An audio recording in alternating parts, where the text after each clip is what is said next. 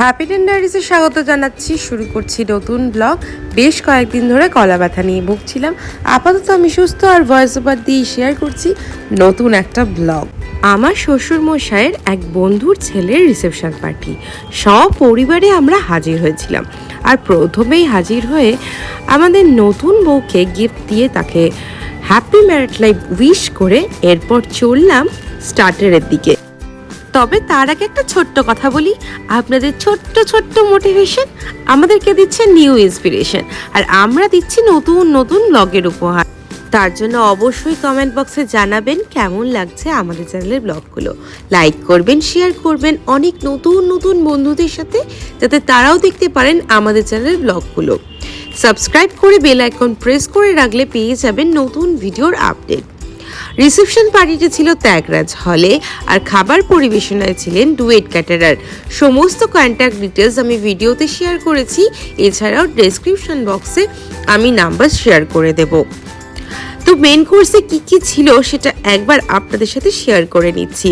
মশালা কুলচা, চানা মশালা, তার সাথে ছিল ফিশ ফ্রাই, তাওয়া ফিশ, আর বাঙালি বিয়ে বাড়ি যেটা ছাড়া একেবারেই অসম্পূর্ণ তা হলো পোলাও আর মাটন কষা। জমিয়ে এটা কিন্তু খেয়েছিলাম আমরা লাস্টে।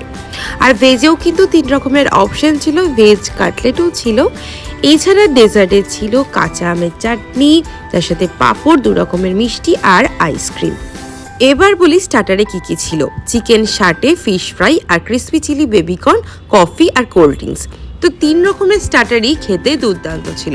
তো যেহেতু রাত হয়ে গিয়েছিল তাই জন্য আমি চলে গেলাম মেন কোর্সের দিকে। তার আগে ভর্তি করে প্লেট নিয়ে নিয়েছিলাম স্যালাড, তারপর নিলাম মশালা কুলচা আর তার সাথে চানা মশালা। এটা আমি ফার্স্ট টাইম ট্রাই করছি, খেতে কিন্তু দুর্দান্ত ছিল। মশালা কুলচাটা যেমন গরম ছিল তেমন নরম ছিল, টেস্টটা দুর্দান্ত লেগেছিল। আমার এক্সপ্রেশন থেকে বুঝতেই পারবেন টেস্ট কতটা ভালো হয়েছিল। খেয়ে দিয়ে তো আমার জাস্ট লাজবাব লেগেছিল। সেদিন আমার শ্বশুর শাশুড়ি মায়ের ছিল ভেজ ডে, তাই ওনারা ভেজগুলো ট্রাই করেছিলেন। খেতে বলেছিলেন, মন্দ হয়নি, খেতে দারুণ ছিল। আমি তো ভেজ স্কিপই করেছিলাম, চলে গেলাম ফিশ ফ্রাই কাউন্টারে। তখন সবে সবে গরম গরম ফিশ ফ্রাই এসছে। একটা পাতে তুলে নিয়ে নিলাম তাওয়া ফিশ। আর দুটোতেই যেহেতু ভেটকি মাছ ইউজ করা হয়েছিল তাই জন্য মাছের টেস্ট কিন্তু সেমই ছিল। শুধুমাত্র তাওয়া ফিশে ওনাদের হোমমেড একটি সস ওনারা ইউজ করেছিলেন, যেটার জন্য টেস্টটা এনহ্যান্স করছিল। তারপর তো বাঙালির একেবারে টপ আইটেম পোলাও আর মাটন কষা, যেটা আমি খুব র্যালিশ করে খেয়েছিলাম। খেতে আমার দুর্দান্ত লেগেছিল। আর এরপরে চলে গেলাম ডেজার্টের দিকে। নিয়েছিলাম কাঁচা আমের চাটনি আর তার সাথে পাঁপড়। চাটনিটা টকটক ছিল যেহেতু কাঁচা আমের ছিল। আর নিয়েছিলাম 2 রকমের মিষ্টি, গুড়ের ছিল 2 রকমের মিষ্টি, তবে মাখা সন্দেশের টেস্ট দুর্দান্ত ছিল। আমি খুব একটা মিষ্টি প্রেমী নই, তবে টেস্ট আমার মন্দ লাগেনি, বেশ ভালো লাগছিল। আর তারপরে খেয়েছিলাম আইসক্রিম, আর যেটা খেয়ে গলায় ব্যথা এবং ব্লগ আসতে দেরি।